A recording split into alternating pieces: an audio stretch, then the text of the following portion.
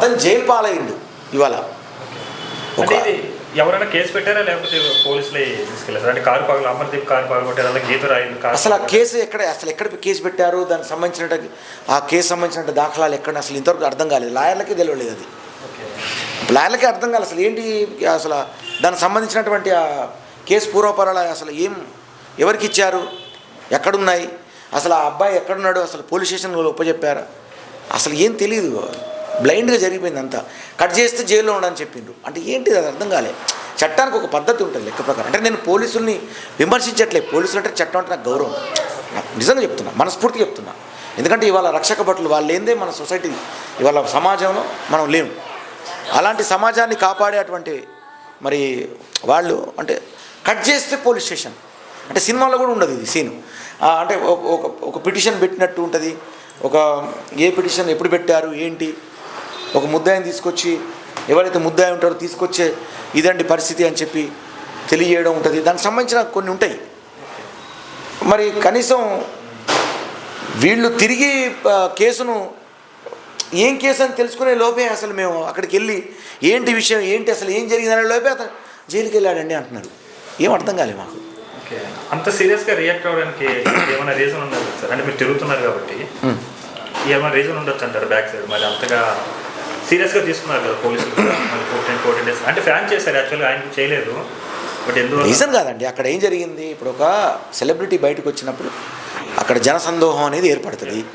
అక్కడ ఆల్రెడీ బార్కేడ్లు వేసిండ్రు, మనోడు ఫ్యాన్ ఫాలోయింగ్ అంతా ఉంటుంది. అతననే కాదు, ఇప్పుడు నేనున్న అందులో అశ్విని ఉంది, తర్వాత అమర్ ఉన్నాడు, రకరకాలు ఉన్నారు.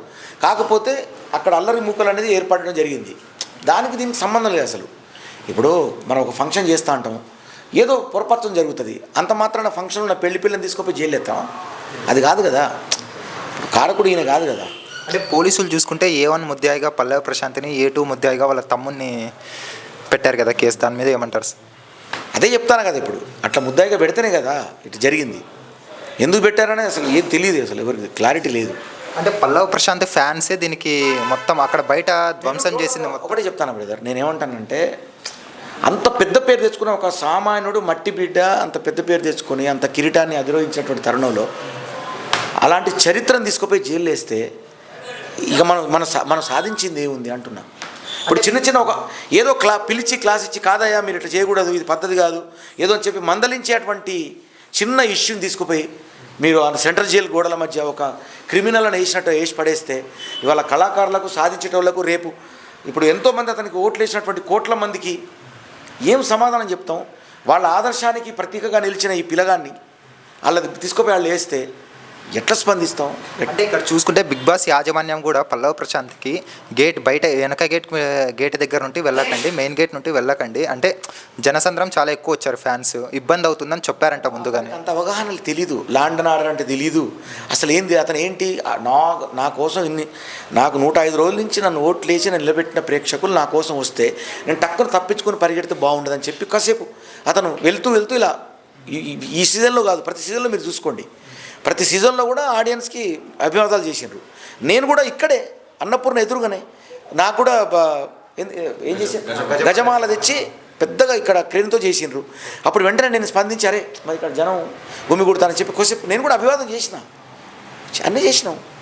కానీ ఇలా జరుగుతుంది అనుకోండి, నన్ను కూడా జైలు ఎత్తే ఆ రోజు నన్ను కూడా జైలు వేసుకోవాలని అయింది. నాకు అర్థం కాలే.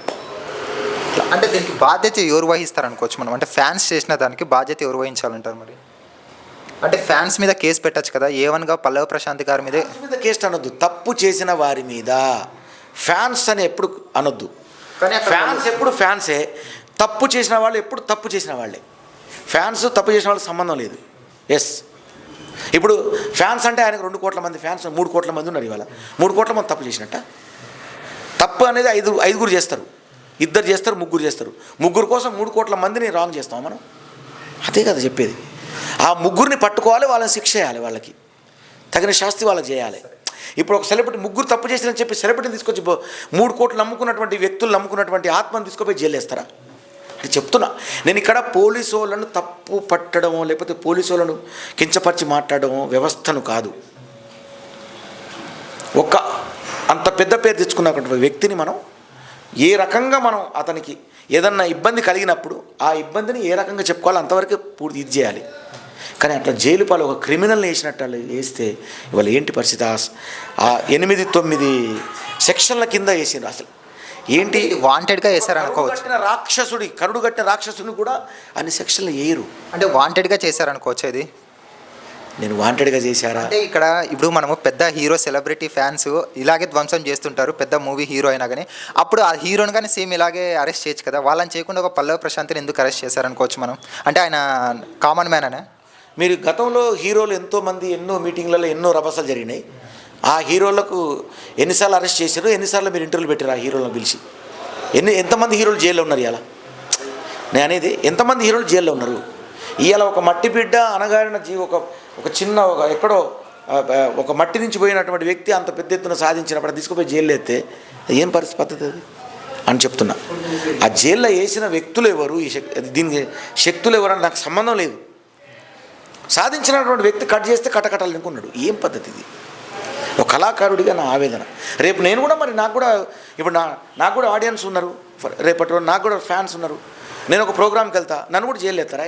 నాతో ఎంతమంది జైలు ఎత్తారు? ఇట్లా అదేం పద్ధతి? ఇప్పుడు లాయర్లు ఏమన్నారు సార్, అంటే రేపు మాకు ఏమన్నా రావచ్చు లేదా? కాకపోతే ఇక్కడ పోలీస్ స్టేషన్లు ఉన్నారు, పోలీస్ స్టేషన్ అవసరమైతే పిలవాలి, పిలిచి బాబు ఇది పద్ధతి కాదని నువ్వు చేసింది అని చెప్పుకో. ఒకవేళ ఇక ఇబ్బంది అనిపిస్తే ఏమనిపించిందో అంత మాత్రం దీని క్రిమినల్ కేసులు 7-8 కేసులు పెట్టి మొత్తం లోపల నూక్తి ఏంటంటే పోలీసులు కూడా విఫలమైనారు అనుకోవచ్చు. లా అండ్ ఆర్డర్ ఇష్యూ వాళ్ళు పోలీసులు కూడా సెక్యూరిటీ అనేది పెట్టకుండా లా అండ్ ఆర్డర్ ఇష్యూలో ఫెయిల్ అయ్యారు అనుకోవచ్చు మనం. ఆ రోజు నేను పోలీసుల మీద వ్యతిరేకంగా మాట్లాడట్లే ఇప్పటికి కూడా, అంతే. నాకు అనవసరం. ఒక రైతు బిడ్డ వెళ్ళి అరే పోలీసుల మీద నేను వ్యతిరేకంగా మాట్లాడడానికి పోలీసులు పెట్టినటువంటి ఆ కేసులేవి, దాని పురాపరాలేవి, అసలు దేని కింద కేసు పెట్టిండ్రు, అసలు బస్సు ధ్వంసం ఎప్పుడు జరిగింది, అప్పుడు పల్లవి ప్రశాంత్ ఎక్కడున్నాడు, కారు ధ్వంసం చేసింది ఎవరు, పల్లవి ప్రశాంత్ సంబంధం ఏంది? పల్లవి ప్రశాంత్ ప్రేక్షకులను మాత్రం దండం పెడతాడు. సార్ నేను ప్రేక్షకులను దండం పెట్టుకుంటాను సార్, దండం ఏంది సార్ ఇది అన్నాడు. దాంట్లో కేసు పెడతారా? అంత మాత్రాన కేసు అతని మీద జైలు దొరుకుతారా?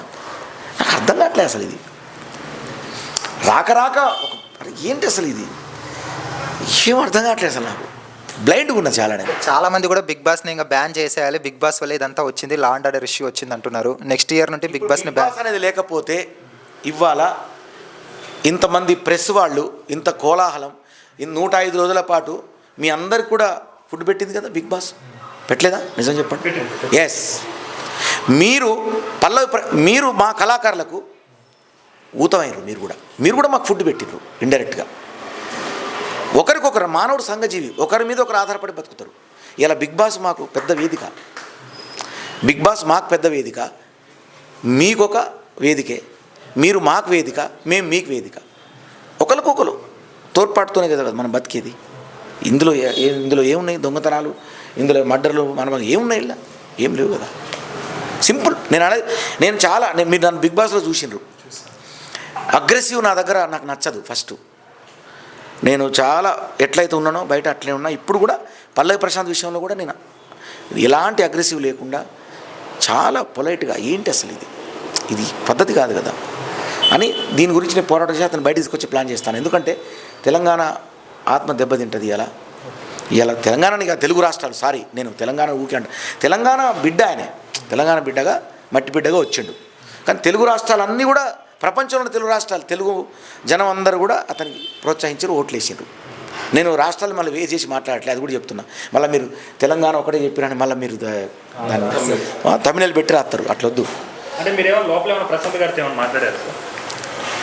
నేను మాట్లాడలేదు. ఆల్రెడీ అందులో లోపల వేసేసింది. ఏం మాట్లాడతాం? ఇప్పుడు ఈ దీంట్లోనే ఉన్నాం మనం, ఈ గొడవలో ఉన్నాం. మీకు తెలుసు కదా. ఆయన రేపు ఏమైనా బయటకు వచ్చే సూచనలు ఏమైనా కనిపిస్తున్నాయి? 99% బయటకు వస్తాడు. అంటే వాళ్ళు చాలా బలంగా పెట్టారు కేసులు. అసలు ఎట్లా పెట్టిందంటే జనరల్గా ఒక మర్డర్ కేసు వేసినప్పుడు మళ్ళీ బెయిల్ మీద బయటకు వస్తాడు. ఈయన అసలు బెయిల్ మీద బయటకు రావడానికి వీలు లేనటువంటి పరిస్థితులలో అక్కడ అంత గట్టి కేసు పెట్టారు. ఆ కేసుకు అంటే నేను చెప్తున్నా, ఇవాళ ఒక అడ్వకేట్ మనం మాట్లాడుకొని అతను డబ్బులు ఇచ్చి అతను రావడమే మనకు కష్టం. అలాంటి తరుణంలో ఈ కళాకారుడికి 50 మంది అడ్వకేట్లు అక్కడ జడ్జి ముందు డిఫెన్స్ చేస్తూ చక్కగా మాట్లాడుతుంటే ఆ జడ్జి గారు కూడా సుముఖంగా స్పందించడం చాలా ఆనందం వేసింది. అంతవరకు అయితే నాకు తెలుసు. నేను అక్కడే ఉన్నా.